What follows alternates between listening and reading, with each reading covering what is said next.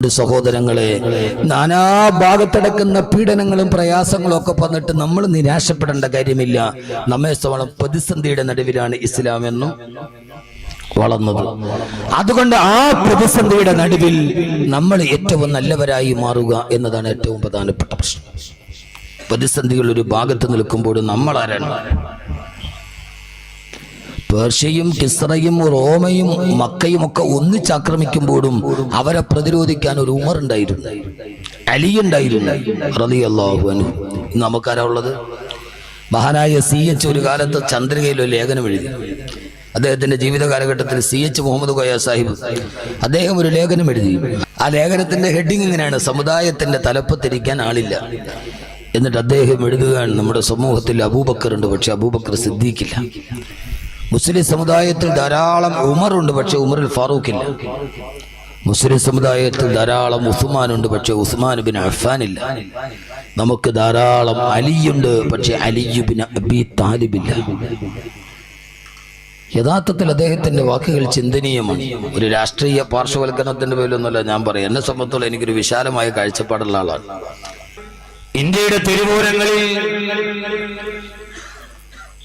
പല രീതികളായി ജീവിക്കാനുള്ള അവകാശം നിഷേധിക്കപ്പെട്ട ഒരു സമൂഹമായി ഇസ്ലാമിക സമൂഹത്തെ വേട്ടയാടപ്പെടുമ്പോ ഫാസിസ്റ്റുകൾ ഇന്ത്യയിൽ വേട്ടയാടുന്നു, ബുദ്ധിസ്റ്റുകൾ മ്യാൻമറിൽ വേട്ടയാടുന്നു, ഇറാഖിൽ വേട്ടയാടപ്പെടുന്നു, ഫലസ്തീനിലെ സയനിസ്റ്റുകൾ വേട്ടയാടുന്നു. ഇങ്ങനെ ആഗോള വ്യാപകമായി നാം നമ്മുടെ ചിത്രങ്ങളിലോട്ട് പോയാൽ നാനാഭാഗത്തുനിന്നും വേട്ടയാടപ്പെടുന്ന ഒരു സമൂഹത്തിന്റെ മേൽവിലാസങ്ങളിൽ നാല് ഭാഗത്തും ഈ സമകാലീന സാഹചര്യത്തിൽ മ്യാൻമറിന്റെ തെരുവോരങ്ങളിൽ നിന്ന് ഉയരുന്ന ഭീകരമായ ബുദ്ധതാണ്ഡവത്തിന്റെ നടുവിൽ ആയിരക്കണക്കിന് നിരപരാധികളുടെ പച്ചമാസം കത്തിയെരിയുന്ന രൂക്ഷഗന്ധം അന്തരീക്ഷത്തെ മുഴുവനും വിഹ്വലമാക്കിക്കൊണ്ടിരിക്കുമ്പോ നാടിന്റെ നാനാഭാഗങ്ങളും പടർന്നു പടക്കുന്ന ഇന്ന് ഇസ്ലാമിക സമൂഹത്തെ ആവരണം ചെയ്യുന്ന ഒരു പ്രധാനപ്പെട്ട പ്രശ്നം എന്ന് പറയുന്നത് നമ്മളെല്ലായിടത്തും നാനാഭാഗത്തും വേട്ടയാടപ്പെടുന്നു, പീഡനങ്ങൾ ഏൽപ്പിക്കപ്പെടുന്നു. അതുകൊണ്ട് തന്നെ ഇനി ഇസ്ലാമിക സമൂഹത്തിന് ഈ ഭൂലോകത്ത് നിലനിൽപ്പുണ്ടാവുകയില്ല എന്ന ഒരു അബദ്ധധാരണ ഇസ്ലാമിക സമൂഹത്തെ സംബന്ധിച്ചോളം അവരുടെ മനസ്സിലേക്ക് പോലും കടന്നുപോയിട്ടുണ്ടോ എന്ന് ന്യായമായി നാം സംശയിക്കേണ്ടതുണ്ട്. പ്രത്യേകിച്ച് വിശ്വസിച്ച നമ്മുടെ യുവാക്കളുടെ ഇടയിൽ ഇനി മുസ്ലിമായി ജീവിക്കാൻ കഴിയുകയില്ല, ഇസ്ലാമിനെ ലോകത്തിന് നിലനിൽപ്പുണ്ടാവുകയില്ല, നാല് ഭാഗത്തുനിന്നും അക്രമികൾ നമ്മെ വേട്ടയാടുന്നു എന്ന ഒരു ചിന്ത നമ്മുടെ ഇസ്ലാമിക യുവാക്കളുടെ ഇടയിലേക്ക്, യുവതികളുടെ ഇടയിലേക്ക് രൂഢമൂലമാവുകയും ഇനി നാം പലവിധ അഡ്ജസ്റ്റ്മെന്റുകൾക്ക് തയ്യാറായാൽ മാത്രമേ ജീവിക്കാൻ കഴിയൂ എന്ന ഒരു സാഹചര്യം നമ്മുടെ ഇടയിൽ നിലനിൽക്കുമ്പോ ഞാനിനി പറയാൻ പോകുന്ന ഈ വിഷയം ചിലപ്പോ നിങ്ങൾക്ക് ദഹിക്കുമോ എന്ന് എനിക്കറിയില്ല. യഥാർത്ഥത്തിൽ എന്റെ പ്രിയപ്പെട്ട സഹോദരങ്ങളോട്, ഫറോവയുടെ കൊട്ടാരത്തിലാണ് ഇസ്ലാം വളർന്നിട്ടുള്ളത്. അബൂജഹലിന്റെയും ഉത്ബത്തിന്റെയും ശൈബത്തിന്റെയും ചാട്ടവാറുകളുടെ ശബ്ദം കേട്ടിട്ടാണ് മുഹമ്മദ് മുസ്തഫ സല്ലല്ലാഹു അലൈഹി വസല്ലമ അൽയൗമ അക്മൽതു ലക്കും ദീനക്കും വഅത്മംതു അലൈക്കും നിഅമതി വറദീതു ലക്കും അൽ-ഇസ്ലാമ ദീന. വിശുദ്ധമായ ഇസ്ലാമിനെ നിങ്ങളുടെ മുമ്പിൽ സമ്പൂർണ്ണമായി ഞാൻ അവതരിപ്പിക്കുന്നു എന്ന് 23 വർഷക്കാലത്തെ കർമ്മകാണ്ഡത്തിന്റെ ഒടുവിൽ അള്ളാഹുവിന്റെ പ്രവാചകൻ ലോകത്തോട് പ്രഖ്യാപിച്ചത് ബദറും മുഹദ്ദും ഹുനൈനും ഖൈബറും ഖന്തഖും ഒക്കെ രക്തപ്പുഴകൾ താണ്ടിക്കടന്ന് തന്റെ ജീവിതത്തിലേക്ക് വന്ന എതിർപ്പിന്റെ ശരങ്ങളെ സമചിത്തതയോടെ നേരിട്ടുകൊണ്ടാണ് പ്രവാചകൻ ഇസ്ലാമിനെ ലോകത്ത് വളർത്തിയിട്ടുള്ളത്. എന്ന് മാത്രമല്ല, ആദരവായ പ്രവാചകൻ നബി മുഹമ്മദ് മുസ്തഫ, ആദരവായ പ്രവാചകൻ നബി മുഹമ്മദ് മുസ്തഫ സല്ലല്ലാഹു അലൈഹി വസല്ലമ ലോകത്തോട്, ഇസ്ലാമിക സമൂഹത്തോട് പറഞ്ഞു തന്ന ഏറ്റവും പ്രധാനപ്പെട്ട ഒരു വാക്യമേറെന്നറിയുമോ? ലോകത്തിന്റെ ഏറ്റവും പ്രധാനപ്പെട്ട പ്രതിസന്ധികളുടെ ഇന്ന് നമ്മൾ പറയുന്നത് എന്താണ്? ഫാസിസ്റ്റുകൾ ഇന്ത്യയിൽ, ബുദ്ധിസ്റ്റുകൾ റോഹിംഗ്യയിൽ, സയനിസ്റ്റുകൾ ഫലസ്തീനിൽ, എന്ന് വേണ്ട നാനാവിധം ഈ 4 ഭാഗത്തു നിന്നും വേട്ടയാടപ്പെടുമ്പോ ആ വേട്ടയാടപ്പെടുന്ന അതേ സാഹചര്യത്തെ അള്ളാഹുവിന്റെ വിശുദ്ധമായ ഖുർആൻ ലോകത്തോട് പറഞ്ഞു കൊടുത്ത ഒരു സാഹചര്യമുണ്ട്. ഏത് സാഹചര്യമാണ്? ആ സാഹചര്യം മറ്റൊന്നുമായിരുന്നില്ല. ഓ നബിയേ, ഇത് ജാഊകും മിൻ ഫൗഖികും വമിൻ അസ്ഫല മിൻകും വഇദ സാഗത്തുൽ അബ്സാർ വബലഗത്തുൽ ഖുലൂബുൽ ഹനാജിറ വതളന്നൂന ബില്ലാഹിൽ ളുനൂന ഹുനാലിക ബുതുലിയൽ മുഅ്മിനൂന വസുൽസിലൂ സിൽസാലൻ ശദീദാ. അല്ലാഹു ചോദിക്കുകയാണ്, നബിയേ, ആദരവായ പ്രവാചകൻ നബി മുഹമ്മദ് മുസ്തഫ സല്ലല്ലാഹു അലൈഹി വസല്ലമയുടെ ഇസ്ലാമിക തത്വസംഹിതയെ ലോകത്തിൽ നിന്ന് വേരോടെ പിഴുതെറിയാൻ മക്കയിലെ മുശ്രിക്കുകളും പേർഷ്യയിലും ഇസ്രയേലുമുള്ള മജൂസികളും യഹൂദികളും അടക്കമുള്ള ഒരു സഖ്യസേന രൂപാന്തരപ്പെടുകയും ഖന്തക്കിന്റെ രണാങ്കണത്തിൽ ആദരവായ പ്രവാചകൻ നബി മുഹമ്മദ് മുസ്തഫ സല്ലല്ലാഹു അലൈഹി വസല്ലമയുടെ നേരെ തകർത്തെറിയാൻ, അപലരായ ഒരു സമൂഹത്തെ തകർത്തെറിയാൻ ശത്രുക്കൾ മുഴുവനും ഒരുമിച്ച് കൂടി സഖ്യകക്ഷികൾ രൂപീകരിക്കുകയും അതിനെയാണ് ഖുർആൻ സൂറത്തുൽ അഹ്സാബ് എന്ന് പിന്നീട് രേഖപ്പെടുത്തിയത്. അഹ്സാബ് എന്ന് പറഞ്ഞാൽ സഖ്യകക്ഷികൾ. പ്രവാചകനെതിരെ പാഞ്ഞെടുത്ത എതിരാളികളുടെ വലിയൊരു സഖ്യരൂപം അവസാനം നിലനിൽക്കാൻ കഴിയാതെ ഈ സഖ്യകക്ഷികൾ മുഴുവനും മലവെള്ളപ്പാച്ചിൽ പോലെ തങ്ങളുടെ നേരെ വന്നാൽ ന്യൂനപക്ഷമായ തങ്ങൾ ഈ ലോകത്തിൽ നിന്ന് നാമാവശേഷമാകുമെന്ന് ഉറപ്പായപ്പോ ഒരു നേരത്തെ ഭക്ഷണമില്ലാതെ ചുറ്റടക്കാൻ ഭക്ഷണമില്ലാതെ കൈകാര്യം ചെയ്യാൻ ആയുധങ്ങളില്ലാതെ പരിമിതികളുടെയും പരിദേവനങ്ങളുടെയും പരിതാപങ്ങളുടെയും ഇടയിൽ അള്ളാഹുവിന്റെ പ്രവാചകനെ അനുയായികളെ പ്രതിരോധിക്കുവാൻ വേണ്ടി കയ്യിൽ കിടക്കുന്ന ഇരുമ്പായുധം കൊണ്ട് കിലോമീറ്ററുകളോളം നീണ്ടു കിടക്കുന്ന കിടങ്ങുകൾ കുടിക്കുകയും നേതാവും അനുയായികളും അടക്കം രാപ്പകലുകളില്ലാതെ കിടങ്ങുകൾ കുടിച്ചുകൊണ്ടിരിക്കുമ്പോ മറുഭാഗത്ത് വിശന്ന് ദാഹിച്ചിരിക്കുന്ന ചെന്നായെ പോലെ എതിരാളികളെ കാത്തുനിന്നപ്പോഴാണ് അള്ളാഹുവിന്റെ പ്രവാചകനോട് അള്ളാഹു ചോദിച്ചത്, നബിയേ, എന്തിനാണ് ആ സാഹചര്യത്തെ അള്ളാഹുവിന്റെ ഖുർആൻ പരിചയപ്പെടുത്തിയത്? ഇങ്ങനെയാണ്, നബിയേ, ഇത് ജാഊകും മിൻ ഫൗഖികും വമിൻ അസ്ഫല മിൻകും വഇദ സാഗത്തിൽ അബ്സാർ വബലഗത്തിൽ ഖുലൂബുൽ ഹനാജിറ വതളന്നൂന ബില്ലാഹിൽ ളുനൂന. നബിയേ, ഇത് ജാഊകും മിൻ ഫൗഖികും, അങ്ങയുടെ തലയുടെ മുകളിലൂടെ ഇന്ന് നാം വ്യോമാക്രമണമെന്ന് പറയുന്ന അതേ പദമെടുത്തിട്ട് അല്ലാഹു ചോദിക്കുകയാ, ഇത് ജാഊകും മിൻ ഫൗഖികും, അങ്ങയുടെയും അനുയായികളുടെയും ഇസ്ലാമിന്റെ തലയുടെ മുകളിലൂടെ വ്യോമാക്രമണവും വമിൻ അസ്ഫല മിൻകും, കരയിലൂടെ കരയാക്രമണവും ഒരേപോലെ നടത്തപ്പെടുമ്പോ നബിയെ, വ്യോമാക്രമണവും കരയാക്രമണവും ഒരേപോലെ നടത്തപ്പെടുന്ന വമിൻ അസ്ഫല മിൻകും വഇദ സാഗത്തിൽ അബ്സാർ വബലഗത്തിൽ ഖുലൂബുൽ ഹനാജിറ വതളന്നൂന ബില്ലാഹിൽ ളുനൂന.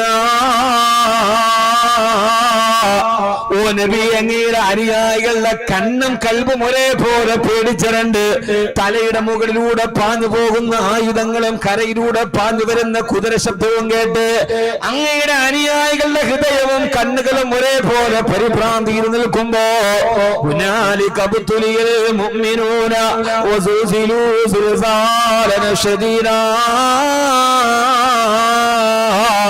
ഓ നബിയേ, ഹുനാലിക ബുതുലിയൽ മുഅ്മിനൂൻ, അന്ന് സത്യവിശ്വാസികൾ തുല്യതയില്ലാതെ പരീക്ഷിക്കപ്പെട്ടപ്പോ ഞാൻ എന്റെ സഹോദരങ്ങളോട് മ്യാൻമറും റോഹിംഗ്യയും ഫലസ്തീനും ഒക്കെ നമ്മുടെ മുമ്പിൽ കണ്ണീരായി നിലവുകളിലൂടെ പടന്നിറങ്ങുമ്പോ ഇതേ സാഹചര്യത്തെ സഹാബത്ത് എങ്ങനെയാണ് അഭിമുഖീകരിച്ചതെന്ന് നൂറ്റാണ്ടുകൾക്ക് മുമ്പ് അല്ലാഹുവിന്റെ ഖുർആന്റെ 2 ആയത്തുകളും അത് ഇന്നത്തെ അവസ്ഥ മനസ്സിലാക്കാൻ നബിയേ, ഹുനാലിക ബുതുലിയൽ മുഅ്മിനൂൻ, വിശ്വാസികൾ പേടിച്ചു വല്ലാതെ പരീക്ഷിക്കപ്പെട്ടെന്ന് മാത്രമല്ല, അവരെ പരീക്ഷിക്കപ്പെട്ടെന്ന് മാത്രമല്ല, വസുൽസിലൂ സിൽസാലൻ ശദീദാ, അവര് വല്ലാതെ കിടുങ്ങി വിറച്ചു പോയല്ല നബിയെ. അന്ന് സഹാബത്ത് കിടുങ്ങി വിറച്ചു പോയല്ല നബിയെ. മക്കയും പേർഷ്യയും കിസ്രയും കൈസറും ഒക്കെ നമുക്ക് നേരെ പാഞ്ഞെടുത്തു വരുമ്പോ ആ സഹാബത്ത് പരീക്ഷിക്കപ്പെട്ട് പേടിച്ചു വിറഞ്ഞു പോയല്ല നബിയെ. കിടങ്ങുകളിലോട്ട് വലിച്ചു വാരിയിടപ്പെട്ട് മേളിലേക്ക് വന്ന് വീഴുന്ന മണ്ണുമാന്തി യന്ത്രം മണ്ണുവാരിയിടുമ്പോ അവസാനത്തെ നിമിഷം മുന്നിൽ കാണുമ്പോ റോഹിംഗ്യൻ മുസ്ലിമീങ്ങളെ പോലെ അവരും വല്ലാതെ പേടിച്ചു പോയല്ലോ നബിയെ. ആ സമയത്ത് അല്ലാഹുവിന്റെ പ്രവാചകൻ നബി മുഹമ്മദ് മുസ്തഫ സല്ലല്ലാഹു അലൈഹി വസല്ലമ ചെയ്തതേതെന്ന് നിങ്ങൾക്കറിയുമോ? മുസ്ലിമീങ്ങളായി വിശ്വാസികൾ പേടിച്ചിരണ്ട് നിൽക്കുമ്പോ അള്ളാന്റെ റസൂല് പറഞ്ഞു കൊടുത്തത് അവസാനിക്കാറായി എന്നല്ല, ഇതോടെ തീർന്നു എന്നല്ല, ഇനി നമ്മൾ ഈ ഭൂലോകത്ത് തുടച്ചു മാറ്റപ്പെടുമെന്നല്ല. അതുകൊണ്ട് നിങ്ങൾ വിശ്വാസത്തിൽ നിന്ന് പുറകിലേക്ക് മാറാനല്ല. മുസ്ലിമീങ്ങൾ ഇങ്ങനെ പേടിച്ചുകൊണ്ട് ഈ സഖ്യകക്ഷിയുടെ പടയാളികൾ പാഞ്ഞു വരുമ്പോ അവരെ തടുത്തു നിൽക്കാൻ ഒരു കിടങ്ങ് കുടിച്ചുകൊണ്ടിരിക്കുകയാണ്. കിടങ്ങ് കുടിച്ചുകൊണ്ടിരിക്കുമ്പോ ആ സമയത്ത് പട്ടിണിപ്പാവങ്ങളായ സഹാബത്ത് കിടങ്ങ് കുടിക്കാൻ ഇരുമ്പായുധമെടുത്ത് വെട്ടവേ ഒരു കരിമ്പാറക്കെട്ടിലേക്ക് പോയിക്കൊണ്ട് കരിമ്പാറ പൊട്ടാൻ കഴിയാതെ ആ പേടിച്ച രണ്ട് സഹാബത്ത് വിശന്നിട്ട് വയറുമായി ഇലാ ഹളറത്ത് റസൂലില്ലാഹ് സല്ലല്ലാഹു അലൈഹി വസല്ലമ അല്ലാഹുവിന്റെ റസൂലിന്റെ അടുക്കൽ എന്നിട്ട് പറഞ്ഞു, നബിയേ യാ റസൂലല്ലാഹ്, പട്ടികാലത്താല് ഭക്ഷണം കഴിക്കാനൊന്നുമില്ലാതെ പട്ടിണി കിടന്നിട്ട് ഇരുമ്പായുധമെടുത്ത് കല്ലിൽ വെട്ടിയിട്ട് പൊട്ടുന്നില്ല നബിയേ എന്ന് അനുയായികൾ വിശന്ന് പറഞ്ഞപ്പോ നബിയെ ഇത് കണ്ടോ എന്ന് പറഞ്ഞു നോക്കുമ്പോ അവര് വയറ്റില് കല്ല് കെട്ടി വെച്ചിരിക്കുകയാണ്. ഹബീബായ നബി തങ്ങൾ പറഞ്ഞു, സഹാബാ ഞാനും വ്യത്യസ്തനല്ലെന്ന് പറഞ്ഞ് നേതാവ് തന്റെ ശരീരത്തെ മറച്ചിരിക്കുന്ന വസ്ത്രാന്തരങ്ങൾ പൊക്കവേ അള്ളാന്റെ റസൂലിന്റെ വയറ്റിൽ രണ്ട് കല്ല് കെട്ടി വെച്ചിരിക്കുകയാണ്. എത്രയോ നാളുകൊണ്ട് നമ്മൾ കേട്ടുപടകിയ ചരിത്രമാണിത് മുഅ്മിനീങ്ങളെ. എന്റെ പ്രിയപ്പെട്ട ചെറുപ്പക്കാരാ, എന്തിനാണ് വയറ്റില് കല്ല് കെട്ടിവെച്ചതെന്നറിയുമോ? വിശന്ന് പറഞ്ഞപ്പോ കല്ല് വയറ്റില് കെട്ടിവെച്ചാൽ എന്ത് പ്രയോജനമാണുള്ളത്? ആ കല്ലുകൊണ്ട് വിശപ്പ് മാറില്ലല്ലോ. എന്തിനാണെന്നറിയുമോ മുസ്ലിം ചെറുപ്പക്കാരാ? വയറ് വല്ലാതെ ഭക്ഷണം കഴിക്കാതെ വയറൊട്ടിപ്പോയാല് മെല്ലെ നടുവങ്ങ് കുനിഞ്ഞു പോകും മറ്റുള്ളവരുടെ മുമ്പിൽ. പട്ടിണി കിടന്നാലും നടുവളയാതിരിക്കാനാണ് വയറ്റിലേക്ക് വയറ്റിലേക്ക് കല്ല് കെട്ടിവെച്ചിട്ട് പട്ടിണി കിടന്നാലും മറ്റൊരു തന്നെ മുമ്പിൽ തലകുറിച്ചു നിൽക്കുകയില്ലെന്ന് നടു നിവർന്ന് നിൽക്കാൻ വേണ്ടിയാണ് 14 നൂറ്റാണ്ട് മുമ്പ് ലോകത്തിന്റെ പ്രവാചകന് പ്രതിസന്ധിയുടെ തീക്ഷ്ണമായ കനൽപഥങ്ങളുടെ മുമ്പിൽ അള്ളാന്റെ റസൂല് വയറ്റില് കല്ല് കെട്ടിവെച്ചതെങ്കിൽ ഇല്ല മറ്റൊരു തന്നെ മുമ്പിൽ ശത്രുവിന്റെ മുമ്പിൽ തല കുനിക്കുകയില്ല. തല കുനിഞ്ഞെന്നവന് തോന്നുക പോലും ചെയ്യാതിരിക്കാൻ വയറ്റിലെ കല്ല് കെട്ടിവെച്ചുകൊണ്ടിരിക്കുമ്പോഴാണ് അള്ളാന്റെ റസൂൽ ഇരുമ്പായുധം കയ്യിലെടുക്കുന്നത്. എവിടെയാണ് സ്വഹാബ? ആ കല്ലിലേക്ക് പോയി ഇരുമ്പായുധം കൊണ്ട് ആഞ്ഞു വെട്ടുന്ന സമയം ഇരുമ്പ് പോയി കരിങ്കല്ലിൽ സ്പർശിച്ചപ്പോ സ്വാഭാവികമായിട്ട് തീ പിടിച്ചു തരാൻ തുടങ്ങി. ഭക്ഷണം കഴിക്കാനില്ലാതെ തളർന്നവസരായി നിൽക്കുന്ന എതിരാളികളുടെ വായിൽ പെട്ടു നിൽക്കുന്ന അനുയായികളോട് അള്ളാന്റെ റസൂൽ പറഞ്ഞതെന്നറിയോ സഹാബ? നിരാശപ്പെടേണ്ട സഹാബ, ഈ ചിതറുന്ന തീപ്പരി ഏതെന്നറിയുമോ? അറിയില്ല നബിയേ. ഇത് കിസ്റയുടെ ഖജനാമാണ് സഹാബ. രണ്ടാമതും എടുത്തു വെട്ടി രണ്ടാമതും തീപ്പരി ചിതറിയപ്പോ ഇതേതെന്നറിയുമോ? ഇത് കൈസറിന്റെ ഖജനാമാണ് സഹാബ. എന്റെ പ്രിയപ്പെട്ട ചെറുപ്പക്കാരോട് റോഹിംഗ്യ പറഞ്ഞു പതറാനല്ല, ഫലസ്തീൻ കെട്ടിട്ട് തിരിഞ്ഞു നടക്കാനല്ല. പട്ടിണിയിലും പരിവട്ടത്തിലും പരീക്ഷണത്തിൽ നിൽക്കുമ്പോ ശുഭാപ്തി വിശ്വാസത്തിന്റെ വൃത്താന്തങ്ങൾ പറഞ്ഞിട്ടാണ് ഹബീബായ നബി തങ്ങൾ ഈ ഉമ്മത്തിനെ മുമ്പോട്ട് നടത്തിയത്. ഒരു റോഹിംഗ്യയിൽ അവസാനിക്കുകയില്ല, ഒരു ഫലസ്തീനിൽ അവസാനിക്കുകയില്ല, ഒരു പശുവിന്റെ പേരിൽ തല്ലിക്കൊന്നാൽ അവസാനിക്കുകയില്ല. പട്ടിണി പാവങ്ങൾ കല്ല് വെട്ടാൻ പോലും സമയമില്ലാതിരുന്ന ശേഷിയില്ലാതിരുന്ന കാലത്താണ്. നിങ്ങൾ തളരരുത്, അവസാന വിജയം നിങ്ങൾ കാണുന്ന അല്ലാഹുവിന്റെ ഈ ദീനത്വമെന്ന് കിസ്റയുടെ ഖജനാവിന്റെ പുറകിൽ റോമിന്റെ പതാകയുടെ മുകളിൽ തക്ബീറിന്റെ പതാക ഉയരുമെന്ന് അള്ളാന്റെ റസൂല് പറഞ്ഞിരുന്നുവല്ലോ. കിസ്റ തകർന്നുവല്ലോ, പേർഷ്യയുടെ മുകളിൽ ഇസ്ലാം ദൈത്രയാത്ര നടത്തിയല്ലോ. അതുകൊണ്ട് എന്റെ പ്രിയപ്പെട്ട സഹോദരങ്ങളോട് ചെറുപ്പക്കാരോട് റോഹിംഗ്യയിൽ പോയി 10,000 കൊന്നൊടുക്കിയാലും ഇത് അവസാനിക്കാനുള്ളതല്ല. മുസ്ലിം സമൂഹം ഏതെന്നറിയുമോ? ഒരു ദിമിഷ്കിലെ പള്ളിയുടെ വെള്ളമിനാരത്തില് മറിയമിന്റെ പുത്രൻ ഈസാ നബി വരുന്നവൻ കാത്തിരിക്കുന്ന ഒരു സമൂഹമാണിത്. ഇമാം മഹ്ദിയെ കാത്തിരിക്കുന്ന ഒരു സമൂഹമാണിത്. കൈഫ യുഹ്ലികു ഹാദിഹിൽ ഉമ്മ, ഈ സമുദായം എങ്ങനെയാണ് തകർന്നു പോവുക? ആർക്കാണ് ഇതിനെ തകർക്കാൻ കഴിയുക? ആർക്കാണ് ഇതിനെ നാമാവശേഷമാക്കാൻ കഴിയുക? കൈഫ യുഹ്ലികു ഹാദിഹിൽ ഉമ്മ അന അവ്വലുഹാ വൽ മഹ്ദി വസ്തുഹാ വഈസാ ആഖിറുഹാ.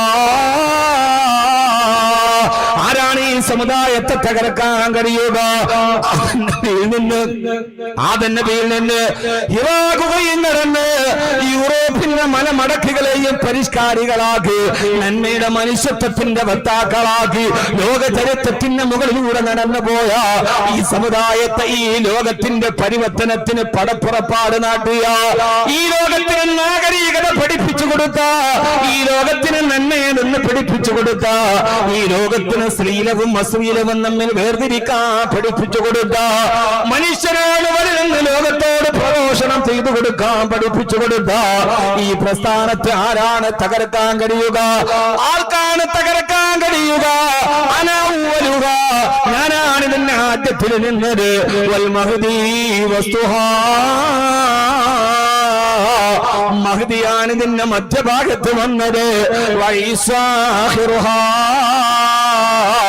മറിയമിന്റെ പുത്രൻ ഈസയാണ് ഈ സമുദായത്തിന് അവസാനം വന്നത്. അതുകൊണ്ട് എന്റെ പ്രിയപ്പെട്ട സഹോദരങ്ങളോട് സഹോദരിമാരോട് അല്ലാഹുവിന്റെ റസൂൽ നബി മുഹമ്മദ് മുസ്തഫ, ആദരവായ പ്രവാചകൻ നബി മുഹമ്മദ് മുസ്തഫ സല്ലല്ലാഹു അലൈഹി വസല്ലമ പഠിപ്പിച്ചു തന്നത്, പ്രതിസന്ധികളുടെ നടുവ് പ്രത്യാശയുടെ വർത്തമാനം പറഞ്ഞിട്ടാണ് മുത്ത് മുസ്തഫ പ്രബോധനം നടത്തിയത്. അതുകൊണ്ട് എന്റെ സഹോദരങ്ങളോട് അതുകൊണ്ടാണ് ഞാൻ പറഞ്ഞത്. ഞാൻ പറയുന്ന ഭാഷ നിങ്ങൾക്ക് മനസ്സിലാകുമോ എന്നറിയില്ല. വിലപിക്കേണ്ട കാര്യമില്ല സഹോദരങ്ങളെ. അർത്ഥശങ്കക്കിടയില്ലാത്ത വിധം അല്ലാഹുവിന്റെ റസൂൽ ലോകത്തോട് പറഞ്ഞതാണ്. മ്യാൻമറിന്റെ കൂട്ടക്കുരുതികൾ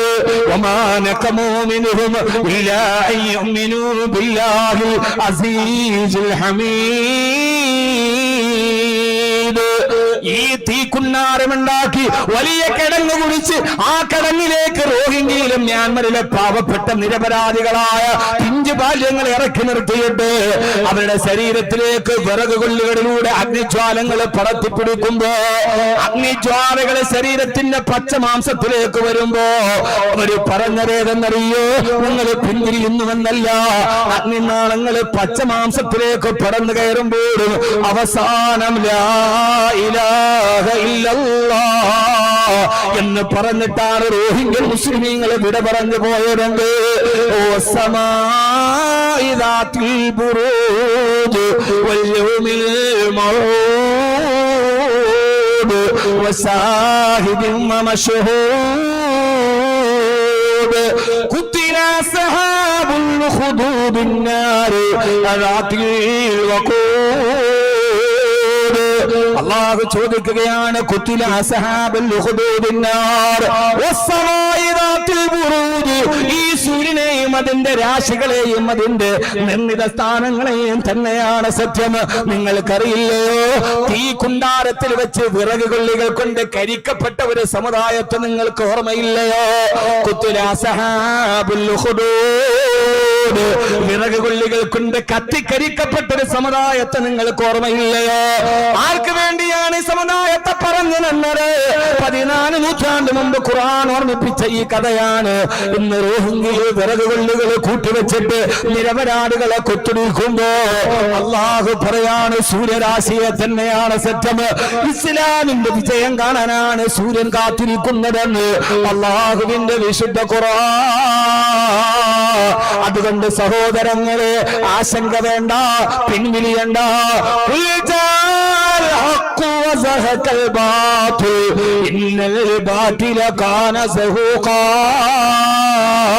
സത്യം പുലരാനുള്ളതാണ്, അസത്യം തകരാനുള്ളതാണ്.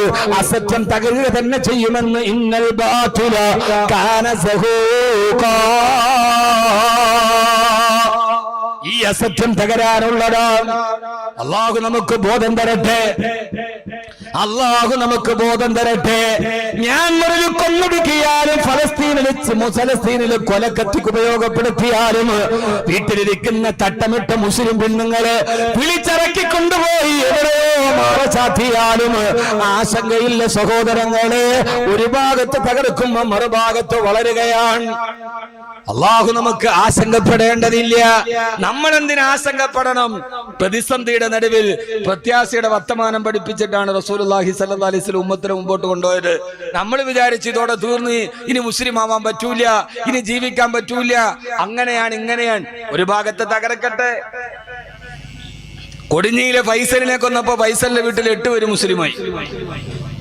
ഒന്നിനെ കൊന്നപ്പോ 8 മടങ്ങായി. കൊടിഞ്ഞിയിലെ ഫൈസലിനെ കൊന്നപ്പോ, ഒരാളെ കൊന്നപ്പോ 8 പേരാണ് അവിടെ നിന്ന് ഇസ്ലാമിലേക്ക് വന്നത്. ഇത് സത്യം എന്ന് പറയുന്നത് ഒരാദർശമാണ്. അതിനെ മുടിവെക്കാൻ നടത്താൻ കഴിയില്ല. ഈ അടുത്ത സമയത്ത് നിങ്ങളുടെയൊക്കെ ഒരു പ്രശ്നം എന്താ, ഇപ്പൊ ഫേസ്ബുക്കിലൊക്കെ വാർത്ത എന്താ, അവിടെ അത് കൃത്യമായി ഫേസ്ബുക്കിൽ കാണുന്ന വാർത്തകളെ കുറിച്ച് നമ്മൾ അതിന്റെ സത്യാവസ്ഥ അന്വേഷിക്കണം. ഇതൊരു ഒരു ഇസ്ലാമോ ഫോബിയുടെ ഭാഗമായിട്ടുണ്ടാകുന്ന ഒരു പ്രോപ്പഗണ്ടയാണിത്. ചൈനയിൽ ഇസ്ലാം നിരോധിച്ചു, കംബോഡിയയിൽ പള്ളി കയറാനും അതില്ല, അവിടെയില്ല ഇവിടെയില്ല. ഫേസ്ബുക്കിൽ ഇങ്ങനെ വാർത്തകൾ വരികയാണ്. ആരാണ് പറഞ്ഞത്? കഴിഞ്ഞ റമളാനിൽ ചൈനയുടെ പ്രസിഡന്റ് നിസ്കരിക്കുന്ന പള്ളിയിൽ പോയിട്ട് ഇറങ്ങി വരുന്ന ഫോട്ടോയാണ് കണ്ടത്. നാനാഭാഗത്തും വ്യാജമായ പ്രചരണങ്ങൾ. ഇതൊരു ഇസ്ലാമോ ഫോബിയുടെ പ്രോപ്പഗണ്ടയാണ്. നമ്മളതിൽ വീണു പോകരുത്. ജർമ്മനിയിൽ നിന്നൊരു ചെറുപ്പക്കാരനെ എടുത്ത സമയത്ത് തന്നെ വിളിച്ചു. അവൻ മലപ്പുറം ജില്ലക്കാരനാണ്. എന്നെ വിളിച്ചിട്ട് പറഞ്ഞു, ഉസ്താദേ ഞാൻ മലപ്പുറം ജില്ലക്കാരനാണ്, MBA പഠിക്കുന്നുണ്ട്, ചെറിയൊരു ബിസിനസ്സും ചെയ്യുന്നുണ്ട്. അവനോട് ചോദിച്ചു, ഉസ്താദ് പ്രസംഗമൊക്കെ കേൾക്കാറുണ്ട്. അങ്ങനെ സംസാരിച്ചപ്പോ ഞാൻ വെറുതെ ജർമ്മനി എന്നല്ല വിളിക്കാൻ ആ കുട്ടിയോട് ചോദിച്ചു, മോനെ എന്താ അവിടുത്തെ അവസ്ഥകൾ, എന്താ ഇസ്ലാമിന്റെ മുസ്ലിമീങ്ങളുടെ അവസ്ഥ എന്താ? നമുക്കിപ്പോ ഏതായാലും അവിടെ നമ്മൾ പോയിട്ടില്ലല്ലോ. ആ സമയത്ത് ആ കുട്ടി, മലപ്പുറംകാരനായ കുട്ടി, അവിടെ പഠിക്കുന്ന കുട്ടി എന്നോട് പറഞ്ഞു, ഉസ്താദേ ഓരോ ലോഹർ നിസ്കാര 5 വക്കത്ത് നിസ്കാരത്തിനും പള്ളിയിൽ പോയാൽ ജർമ്മനിയിലെ പള്ളിയിൽ ഏറ്റവും കുറഞ്ഞ 2-3 പേരെങ്കിലും ഇസ്ലാമിലേക്ക് സ്വീകരിക്കാൻ കാത്തു നിൽക്കുന്നുണ്ടാവും. അവിടുത്തെ ഇമാമിന് വലത്തോട്ട് സലാം വീട്ടി, ഇടത്തോട്ട് സലാം വീട്ടി കഴിഞ്ഞാൽ പിന്നെ അടുത്ത ജോലി ജർമ്മനിയിലെ പള്ളിയിലെ ഇമാമിന് കാത്തു നിൽക്കുന്ന ആളുകൾക്ക് ഷഹാദത്ത് കലിമ പറഞ്ഞു കൊടുക്കലാണ്.